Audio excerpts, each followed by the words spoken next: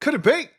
For me, your man, Louie T. Welcome to the command post. You know what it is. Post up.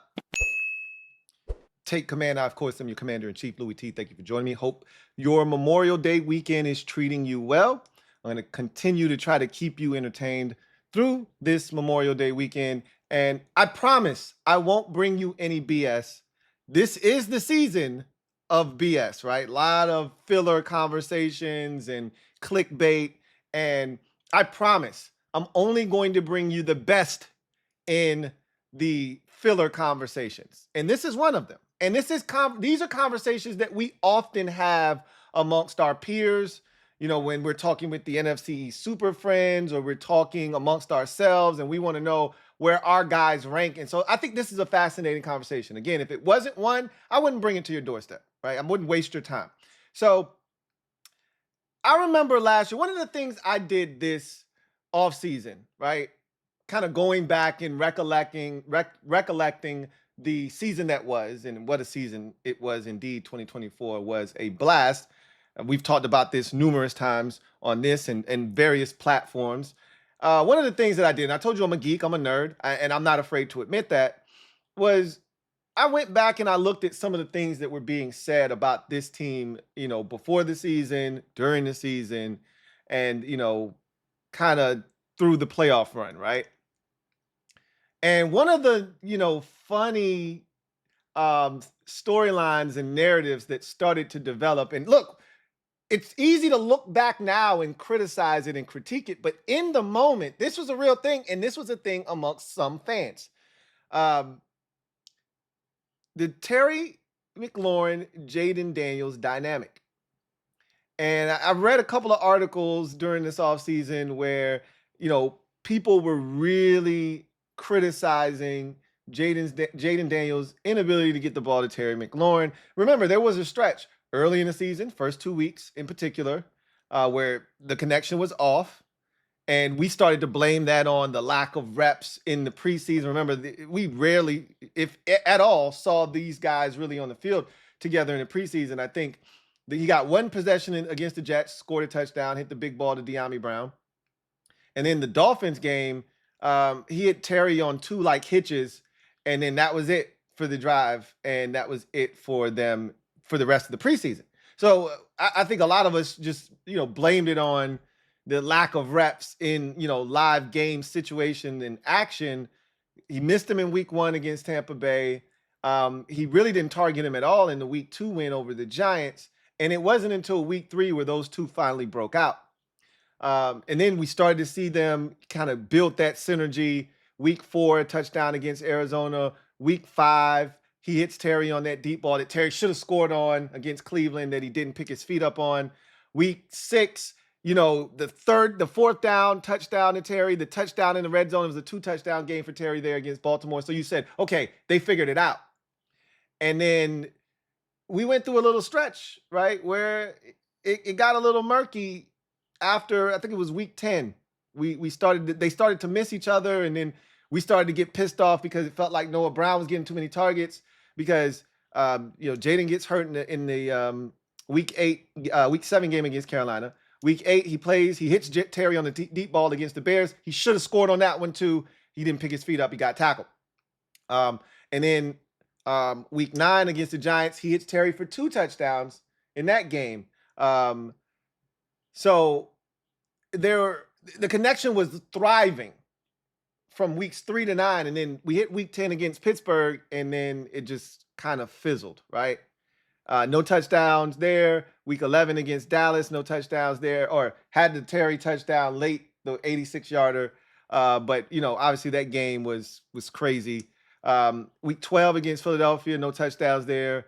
Week 13 against Tennessee, they started to rekindle that magic again. 2 touchdowns in that game for Terry.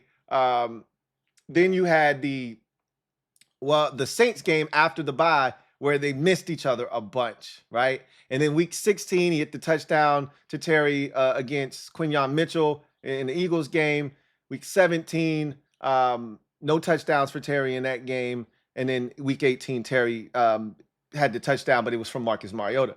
So there were stretches, pockets where we weren't happy with the amount of targets Terry was getting, but there were articles that were written throughout the course of the season that criticized Jayden Daniels for not getting the ball to Terry McLaurin. And remember, Jayden said in a press conference, the defense is dictating where the ball goes. Look, we got Terry McLaurin. The defense knows we have Terry McLaurin. The defense is loading up on Terry. I'm not going to force it to him if he's getting double and triple team, which we saw against teams like Philadelphia in particular.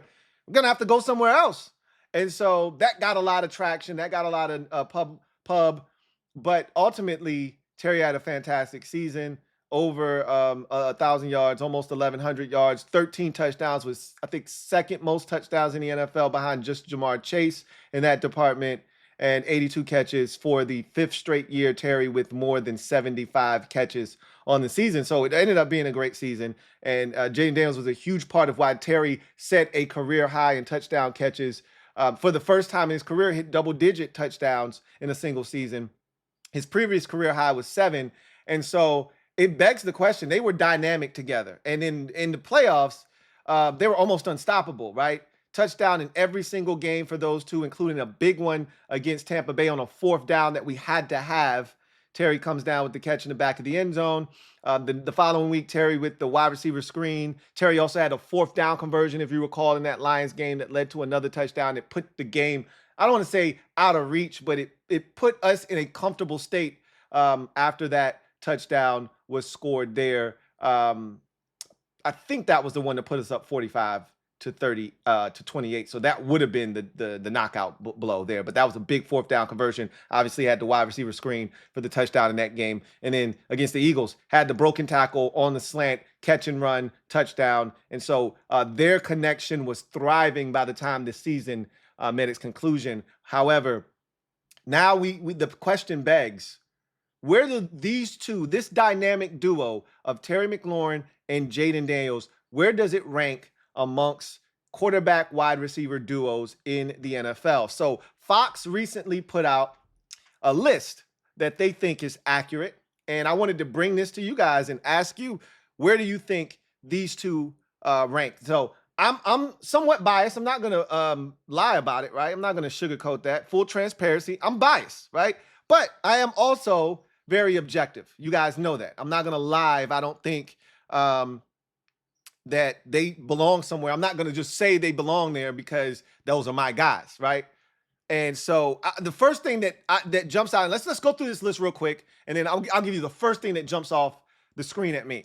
So right now, number 1 is Joe Burrow and Jamar Chase. Number 2 is Dak Prescott and CeeDee Lamb. Number 3 is Jared Goff and Amon-Ra St. Brown. Number 4 is Jalen Hurts and A.J. Brown. Number 5 is Matthew Stafford and Puka Nacua. Number 6 is Baker Mayfield and Mike Evans. Tied for 7th, we find our guys, Jayden Daniels and Terry McLaurin, tied with Lamar Jackson and Zay Flowers. 9th, C.J. Stroud and Nico Collins. And 10th, Tyreek Hill and Tua Tagovailoa. So first thing that jumps out to me is we shouldn't be tied with Lamar Jackson and Zay Flowers. They're not on Jayden Daniels and Terry McLaurin's level. Sorry, not sorry.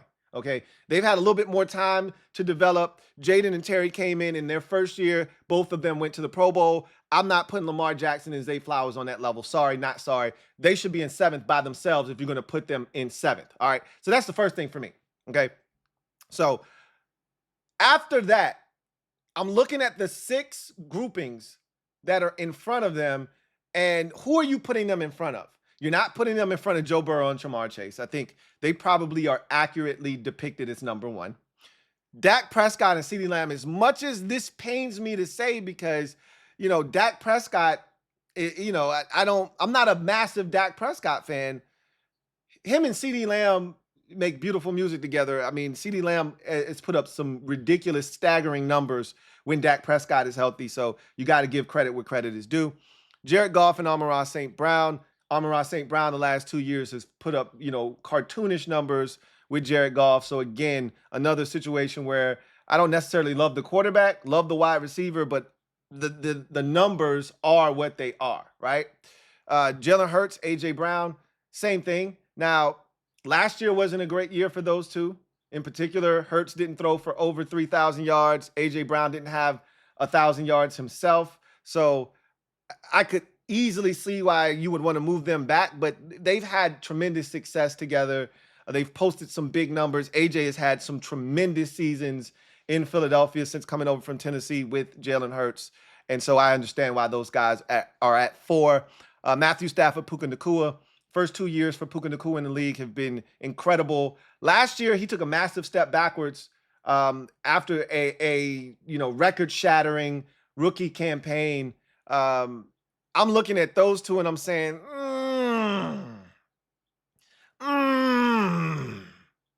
yeah, look, it's hard to argue. I think Puka might have had 1,500 in his first season. 14. He definitely had 14. He might have had 15. And just off the strength of that, I might have to leave them where they are, right? Just off the strength of a 14 piece, might have even been a 15 piece in his first season, right? 15 hundo. I mean, he blacked out in his rookie season. Last year was not great. But I think I probably should just leave them where they are. And Baker Mayfield and Mike Evans, Mike barely creeped over a G last year. Mike has been really good. I'm sorry. I'm taking our guys over Baker Mayfield and Mike Evans. That's a good duo, but I don't think they're better than our duo. And the numbers last year, I think, kind of reflect that. They've done some good things each of the last 2 seasons, have Mike Evans and Baker Mayfield, but, I'm not taking those two over our guys. So for me, I would push us up to 6, move Baker Mayfield and Mike Evans back to 7, put Lamar Jackson and Zay Flowers at 8, and I think that's where we would be on this list of top wide receiver quarterback duos. 6 is as high as I can put us. What says you? Where do you think Jayden Daniels and Terry McLaurin, this dynamic duo that is currently blossoming and flourishing in Washington as we speak? They've got 1 season under their belt, and in that 1 year, both guys made it to the Pro Bowl. Terry McLaurin set a career high in touchdown catches with 13.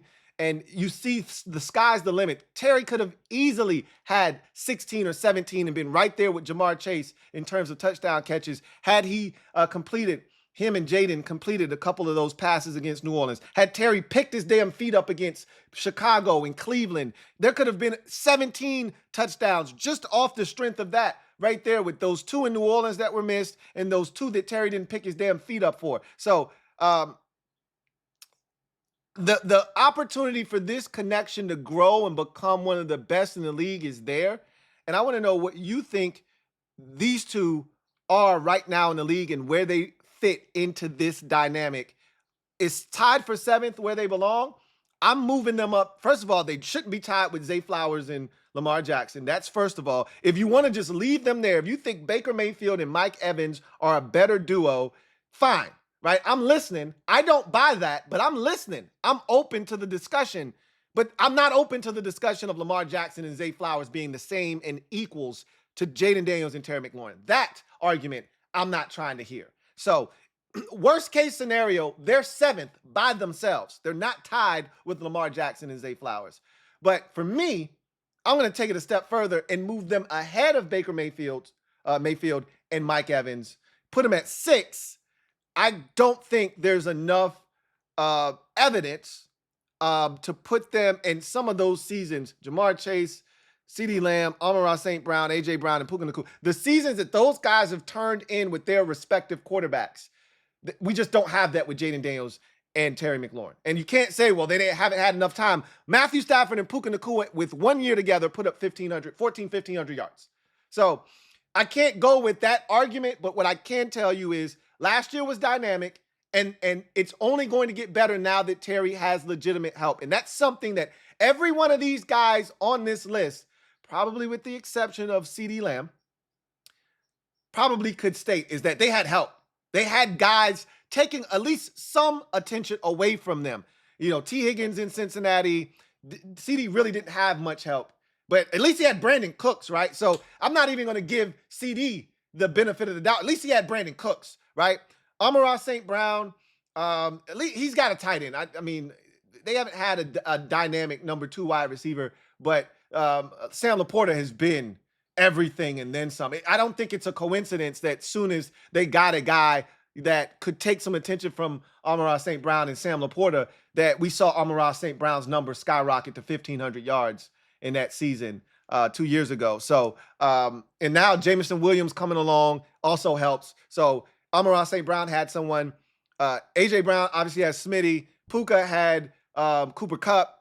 And Baker Mayfield had Chris Godwin. So Terry never had anybody. So that's another thing to factor in. But that doesn't change the fact that Jamar Chase has a 1,500-yard season under his belt. CeeDee Lamb has a 1,500-yard season under his belt with Dak Prescott, with Joe Burrow. Jared Goff and Amon-Ra St. Brown. Amon-Ra St. Brown has a 1,500-yard season under his belt with Jared Goff.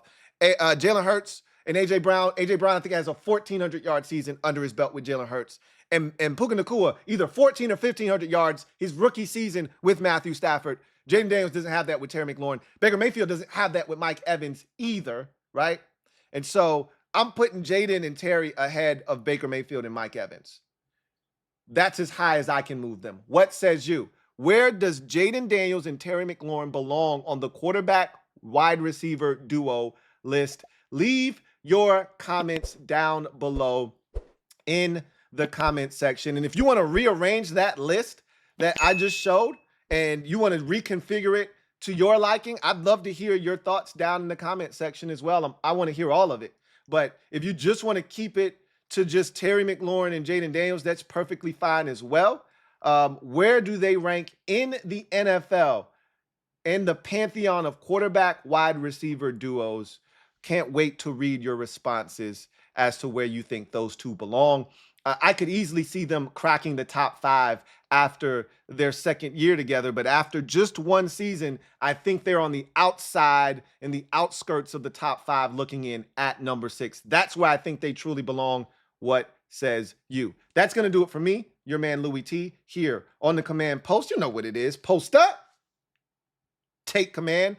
I look forward to chopping it up with you guys a little bit later on. Take care. Enjoy the rest of your weekend. Touch some grass. Get out there, have some fun, eat some grilled food this weekend, and we'll eat, drink, and be merry. We'll come back. We'll talk over after the holiday weekend has met its conclusion. But until then, like the video, subscribe to the Louie T Network for more great content. Turn on your notification bell so you don't miss a thing. A lot of content coming your way, obviously. And also, share this video if you don't mind. Take care, and I'll see you guys next time. Have a good one. LouieTeeNetwork.